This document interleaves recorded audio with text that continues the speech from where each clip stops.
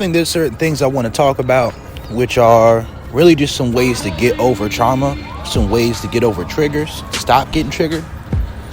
Because subconsciously, just throughout my life, these things that just came natural to me is to know how to do these things. Now, there are some limits to these things that you don't want to step over. There's some lines you don't want to cross. But at the same time, by going through these experiences, you can be in a much better place mentally and emotionally. So let's say you have an irrational fear, or you have some type of trauma that really fucks you up, right? Now, when it comes to relationships, there's certain ways that you can work with different things. And one way you can deal with like trauma, anxiety, those different things that really frustrate you, like PTSD. When it comes to relationships, exposure therapy, right?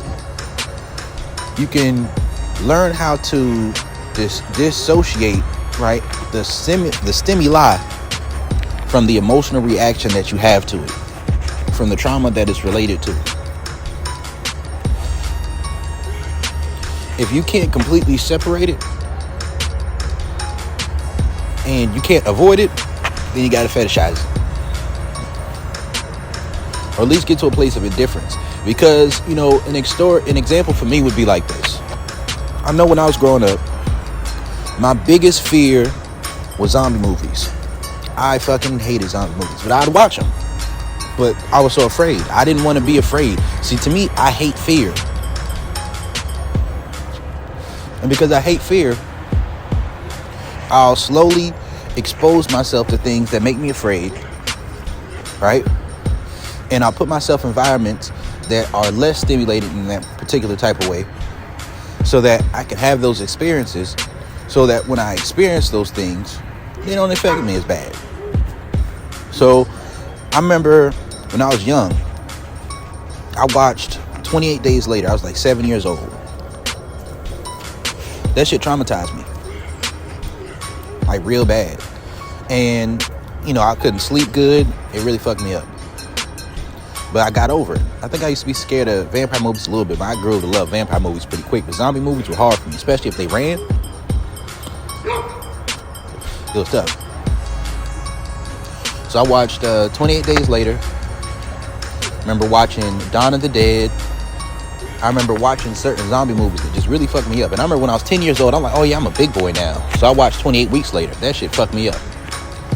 It ruined the song When I See You for me by Fantasia for years. Because I saw When I See You by Fantasia, Cabin Fever, and 28 Weeks Later the same day.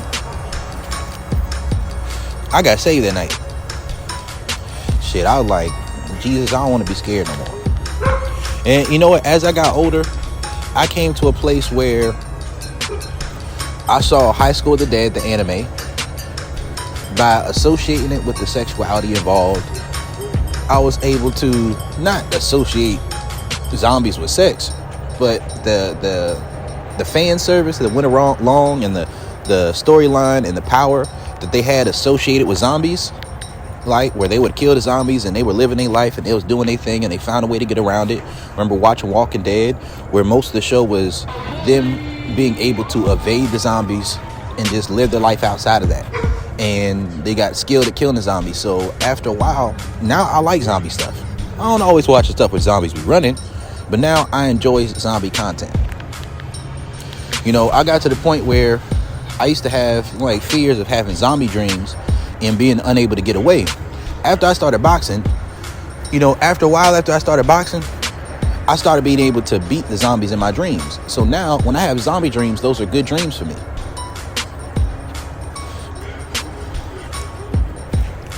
So I was able to get over a lot of my fear of zombies.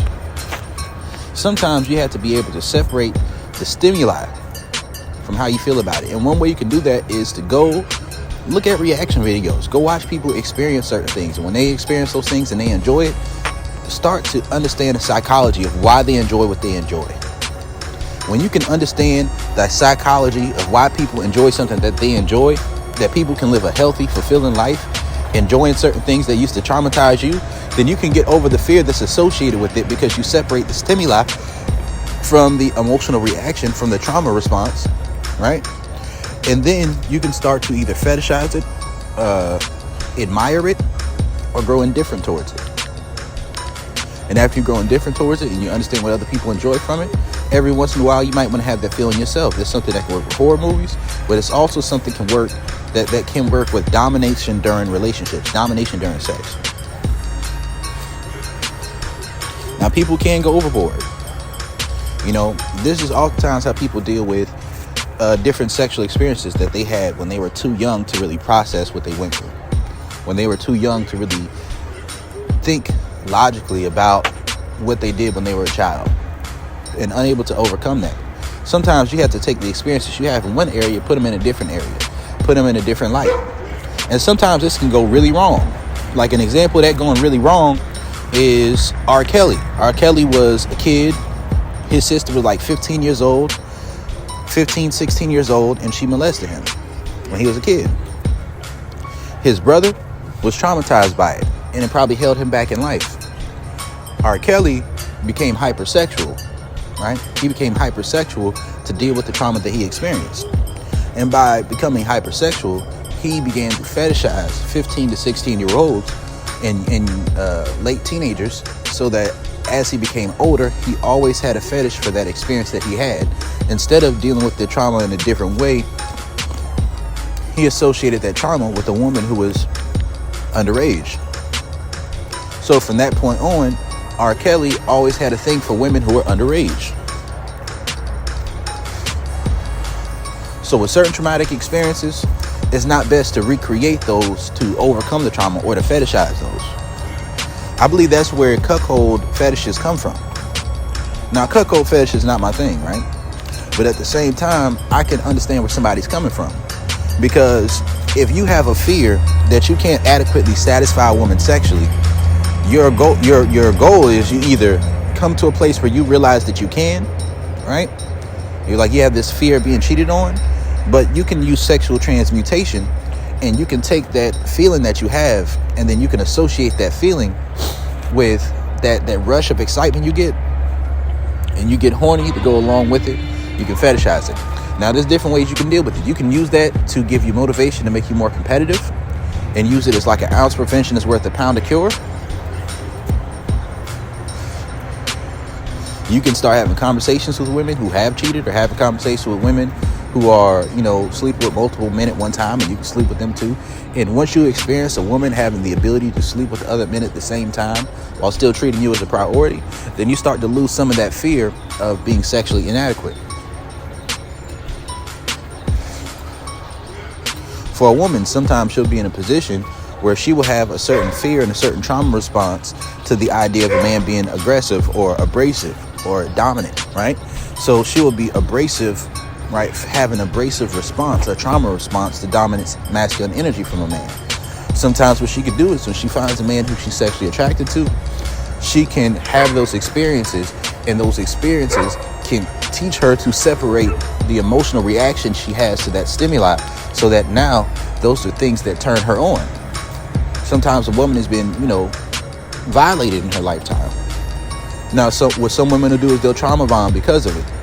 And it can also hold women back to the point where the threshold of how much dominance it takes is going to be something that's very difficult. Like, it's tough for a woman if she has her first orgasm when she's being, violated.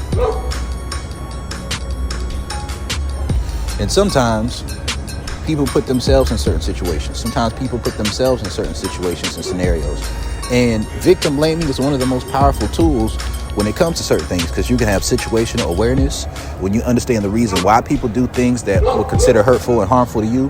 When you understand the reason why, the type of scenarios in which those things happen, then you can learn how to have self-awareness, situational awareness, and avoid that stimuli, or you can avoid that trauma response, right? Because sometimes people put themselves in scenarios where they don't understand that their lack of situational awareness makes someone else think like something's okay when it's not. And one thing that I definitely like to speak on is the idea of Brody's Law, which is that some people always will, some people never will, and most people are somewhere in between, which means that in the right circumstance, most people have a capacity to do something that would hurt you. Another thing is having emotional discipline, vetting people, right? Vetting people. Another thing is not putting yourself in a situation to where something can affect you, or to where you can deal with certain things unless somebody is worth that, right? So an example of that would be sometimes women have this fear of being raped, right? And when they have this fear of being raped, sometimes the way a woman can go about that is like this. Don't be alone with a man who you know wants to have sex with you. And be aware, if that's what he wants, don't be alone with that man unless you also want to have sex with him. And if you get to the point where you enjoy dominance, right, then you're receptive to his advances. So chances are most men is not going to be an opportunity where they're going to just take pussy that you don't want to give them, because you already want to give it to them. You get what I'm saying? But when you have a psychological reactant mindset, or you like plausible deniability, then sometimes you might put yourself in a scenario with the man. You might be high, you might be drunk, he might be high, he might be drunk, right? And then he may think, okay, cool, this is time, this is what we're going to do. And if you're going there with the mindset, if you don't know that's what you want to do before you go over there, then if you're flirting with them, you're going along with certain things, you know, you're dressed in a certain way. Yes, people say that's victim blaming. But if you're doing certain things that indicate to that man who may not have the situational awareness or the emotional discipline or the discipline or the understanding of consent that you feel is necessary, then there could be scenarios to where those things can turn into situations that could feel like violation. So one thing you got to know the difference between seduction, negotiation, consent culture, the issues with consent culture, and how those different things work. Because once you experience like having a blanket consent type of relationship, then you can understand that in certain situations where you may have felt violated, it wasn't necessarily that it's completely unreasonable that the man could have thought that that's how the situation was supposed to go. Another thing is like this. Some men have a fear of being falsely accused of rape, right? If you have a fear of being falsely accused of being raped, one thing you can do is just not be alone with the woman, right? Unless she sends you like a text message or something that can be recorded or something that can be screenshot saying that she wants to be in a sexual relationship with you directly. Like say, yeah, come over so you can suck this dick. You know what I mean? Something like that. You know, you just let her know exactly what it is before she comes over. Right? And if she doesn't want to do that, when she gets over there, you can ask her to leave. Right? There's different ways that you can handle situations that cause trauma, that cause, pain, that cause hurt, that bring up trauma responses. Every feeling that people have is invalid. Every feeling that people have isn't something that's just 100% true and infallible. Sometimes people will deal with psychological reactants because they feel like their freedoms and their autonomy and their agencies being taken away, when sometimes the greatest levels of pleasure in life are scenarios where your choice is taken away. Like, let's say if you're sexually repressed, right? If you're sexually repressed, chances are you're not really going to experience good sex until you're experiencing it with a man who doesn't care about your boundaries, right? Sometimes it will work like that. That might be good sex, but you often won't experience great sex until you deal with a man who doesn't care so much about your boundaries or all those other things. He's just gonna, he's gonna show you some of that dominant energy. Like, I could speak of it from my own perspective. I know when I was younger, my sexual energy was very repressed. So I would always have a thing for like certain fictional characters like Topanga, who would, deal with the man who was not very aggressive or not very dominant about his sexual desires. And then she would take initiative to do that, and she wouldn't ask him for consent. And in my mind, I'd be like, all right, cool. I would just sit there and wait around for a woman who would want to be aggressive with me, because I was like, well, I already know I want it. So if she's aggressive with me, I want that. I remember being 13 years old. I used to babysit for this woman, and to this day, I still remember exactly how I felt. She used to come home drunk. I'm like, man, I hope I get statutory rape tonight. And I still wouldn't hit that shit years later. I ain't even gonna lie to you. Right now, I would. I ain't gonna lie to you. But it's just, those are just certain things that occur. Like, when you understand that, you can separate certain experiences, right? The stimuli from the trauma response, and then see those things from a perspective as those are things that you desire. Those are things that you fetishize, right? There's a lot of things that can work like that. Right? So sometimes the trauma that people experience is when they experience dominance or masculinity or whatever it is that they experience from a platform of that being something from somebody that they don't desire. But then when you look at the scenario and you say, you know what makes somebody think that I desires that? Like whatever makes somebody think that the other person desires that, I displayed some of those behaviors, I displayed some of those traits. So it wasn't right, but at the same time, I could understand where they were coming from. Let me separate this trauma from it. Let me heal from this, and let me put myself in scenarios to experience this in a way to where I enjoy it. That's why a lot of women who get raped, they become hypersexual. But at the same time, there are also a lot of women who get raped, they become hypersexual, and then they start having Me Too vibes, to where although they look at things from a platform of consent, they put themselves in scenarios to where they can't really consent in that scenario, and those are the scenarios that they like to have casual sex within. And that's something that becomes duplicitous in the nature of it feeling like a setup for a man who knows better, so he's not really going to deal with her. So she only gets to really deal with men who are sexually duplicitous themselves, right? And that's what I mean by oftentimes a woman won't be able to have, great sexual experiences until it's with a man who doesn't respect her boundaries, because he's going to put what he wants first. He's going to be dominant, right? And when he puts what he wants first and he lets that be known, or he seduces the woman, then really what she wanted was something that he wanted as well, but she got to have that experience without having to take personal responsibility because her sexuality was repressed, right? And oftentimes you have to find scenarios in which you can do that in a way that is consent.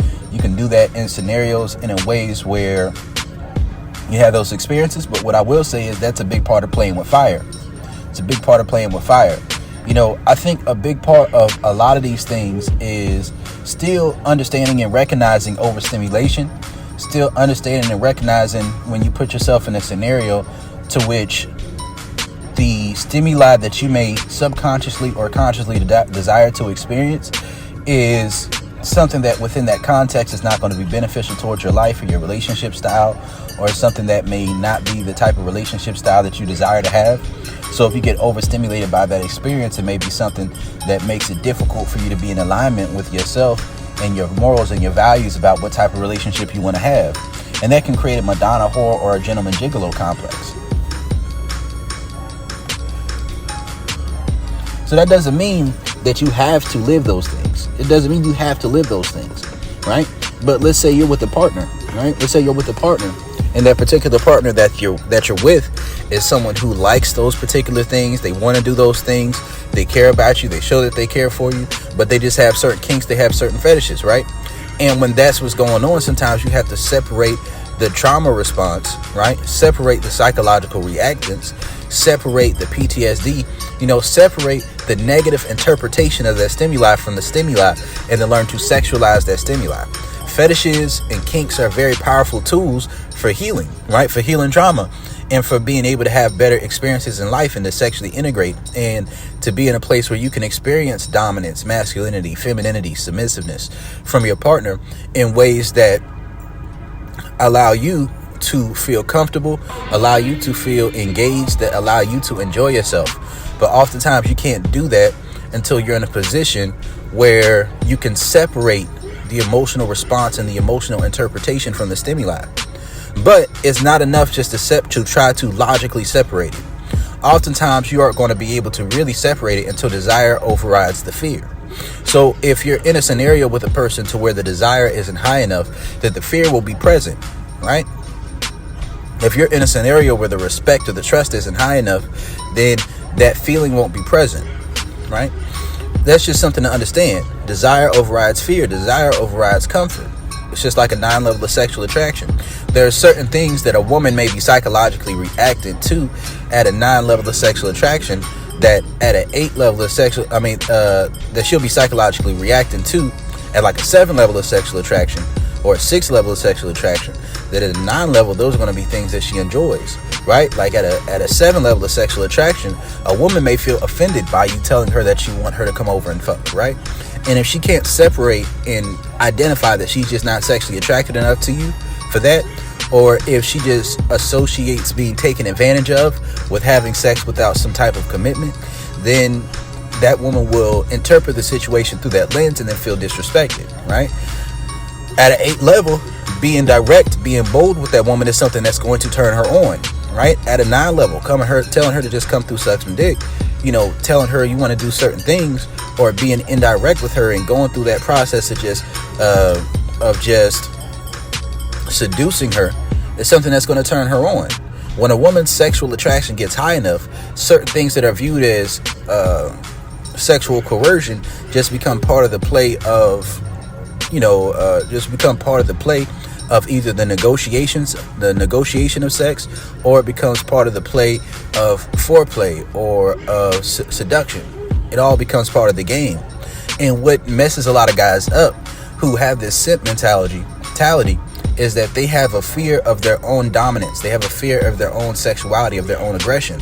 So when they hear stories that women tell about situations where women felt violated, or women were raped, or women felt uncomfortable, and then they want to call a guy a creep, they're not going to realize and recognize that the woman's sexual attraction to that man was really the determining factor. And if she's already experienced trauma, then if she doesn't feel a high enough sexual attraction to that man that overrides the fear, then those scenarios that she puts herself in because she desires attention and because she desires validation will be ones that are going to be exceedingly traumatizing for her, and are going to be situations that will further deepen the wounds that she's experienced.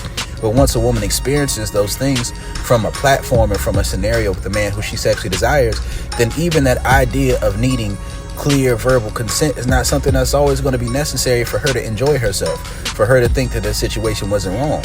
But what you have to understand is just like the whole drinking thing. Some women will use plausible deniability through drinking, or they'll use that to lower their inhibition so that they can have sex with a guy. But if after they become sober, if they're no longer sexually attracted to the guy, then a lot of women these days will take the shame and the guilt that they felt associated with that man, or the lack of attraction they felt towards that man, and then now they'll feel that the man took advantage of them by having sex with them when they were drunk, because they're unable to avoid and separate that feeling of guilt and shame from the fact that they made a decision with their actions, or that they purposely put themselves in a scenario to where somebody wanted something from them and they didn't make it clear they didn't want to do it, and then they put themselves in a lowered inhibition state so that they can deal with an individual and have sex with them without feeling like they're making a conscious choice. Right, this is where a lot of rape fetishes come from. And I think a lot of it is, you can deal with an individual who has a certain level of aggression, who doesn't get overly caught up on the idea of consent all the time, and they can be cool in a blanket consent type of relationship, right? They can be cool with doing certain things. Some women are very reactant to the idea of verbal abuse, right? And some of it comes from psychological reactance. Some of it comes from a history of family members talking down to them, ex-boyfriends talking down to them, beating them up with their words. But then they can deal with the man who's going to call them they nasty bitch. Be with a man who's going to call them they slut, call them they whore, right? During sex. And that's something that they're going to enjoy. It's going to be something that they desire, something that doesn't make them feel disrespected, but something that turns them on. And the issue with that is, that's something that can even extend outside of the bedroom. And then your interactions with somebody can be somewhat reminiscent of how you deal with each other in sex. So every interaction you have with the individual is partially foreplay. It's partially part of that sexual experience. And when you understand that, then you can start to really separate these trauma responses and the psychological reactance from the sexual experiences that you've had, from the bad experience that you've had. And then you can start to take that stimuli, and then when you take that stimuli and you remove the emotional reaction that you have to that stimuli away from the stimuli, and then you can experience that in a platform and in a way that creates a high level of desire for you, then you can realize that some of those scenarios where you felt violated, if you look at it from your mindset to the experience of that man in each of those different situations and scenarios, that, some of those men were dead ass wrong, but some of them, you can understand where they were coming from, right? And once you step out of that feeling of a victim mentality and a victim mindset, and then you start to take responsibility and accountability for some of your own choices, then, at first it may be difficult to do that, right? It can be difficult to do that if you're in a scenario where the trauma is so great that you just have to separate any responsibility from the hurt that you went through in order to help protect yourself, or to help shield yourself from the shame, the guilt, the pain that you've experienced. But once you start to separate that, then you can start thinking in terms of situational and self-awareness and have a better ability to avoid the situations where it actually goes bad, but be more aligned with experiences that you'll actually enjoy. So this is just Brody talking about, trauma responses, talking about how to stop being triggered. Brody, I'm out.